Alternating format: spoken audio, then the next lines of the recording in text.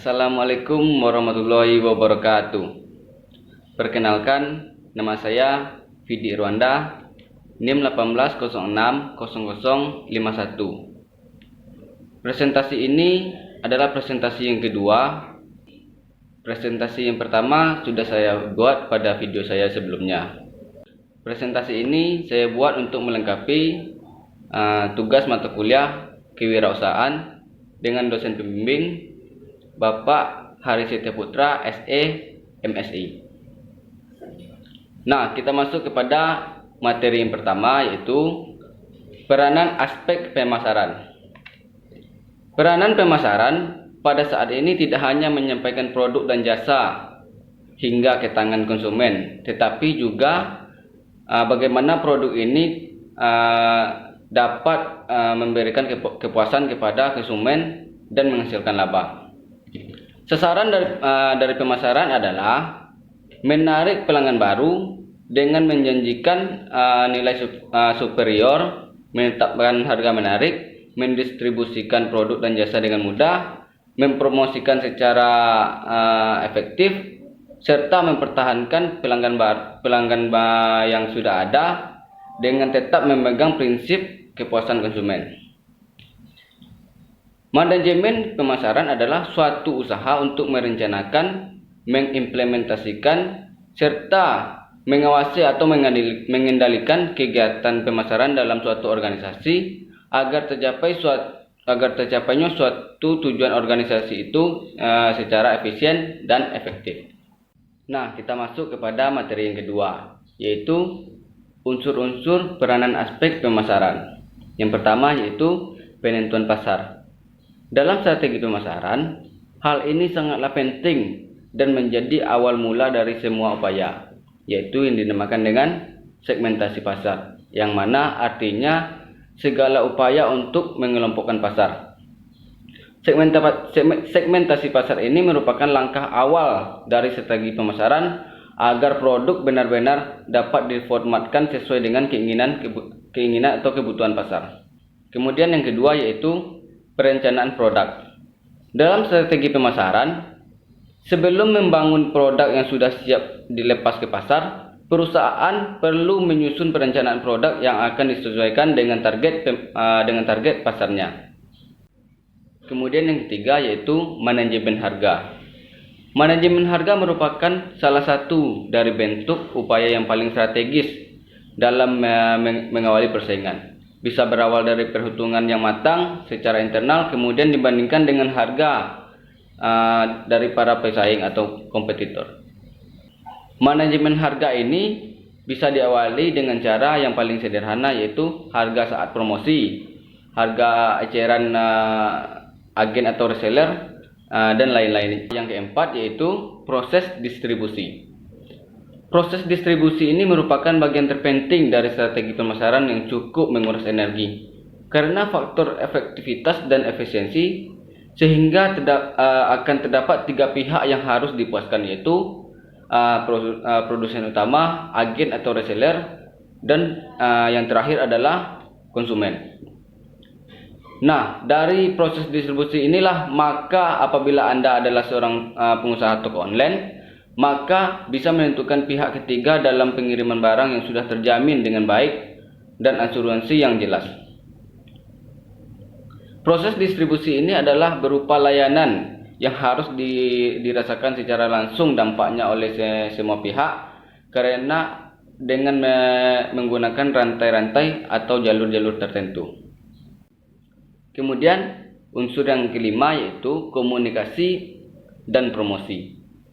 Dalam hal komunikasi, ini adalah lini yang paling harus disusun dengan sangat baik, karena hal ini akan menjadi awal pertemuan atau awal perhubungan berupa informasi. Komunikasi seperti ini meliputi penerapan pendekatan pemasaran, sistem publikasi, promosi penjualan, hubungan relasi, penjualan langsung, pembukaan media pendukung. Contohnya, terdapat sebuah merek produk obat menghilangkan rasa nyeri bagi kaum wanita, terutama jika sedang mengalami menstruasi. Padahal dari sisi komposisinya, obat ini bisa untuk kaum lelaki juga. Hanya saja dalam komunikasi pemasaran dan target pasarnya memang lebih disarankan kepada kaum wanita saja. Komunikasi yang tepat akan semakin meningkatkan persepsi yang baik kepada pasar. Nah, saya akan menjelaskan target penjualan dari inovasi saya. Yang mana inovasi saya sebelumnya yaitu yang berjudul K-pop pen tool, yaitu kaki penyemprot pembasmi gulma. Target penjualan saya yang pertama yaitu kepada para petani. Karena produk ini bisa dijual kepada petani secara face to face, yang mana pada dasarnya yang memakai produk ini secara umum. Yang kedua yaitu kepada retail. Produk ini bisa dijual kepada retail atau toko-toko yang menjual alat-alat ataupun kebutuhan para petani. Yang ketiga yaitu kepada pemilik modal pertanian. Produk ini bisa juga saya jual kepada para pemilik modal pertanian yang mempunyai lahan yang dikelola oleh para petani-petani kecil. Kemudian jika usaha saya ini berhasil atau meluas, saya bisa menjual kepada pemerintah. Pemerintah ini juga bisa bekerja. Pemerintah ini juga bisa menjadi bekerja sama ataupun bersinergi dalam pemakaian produk ini. Kemudian strategi pemasaran saya menggunakan prinsip 4P marketing. Yang pertama, price.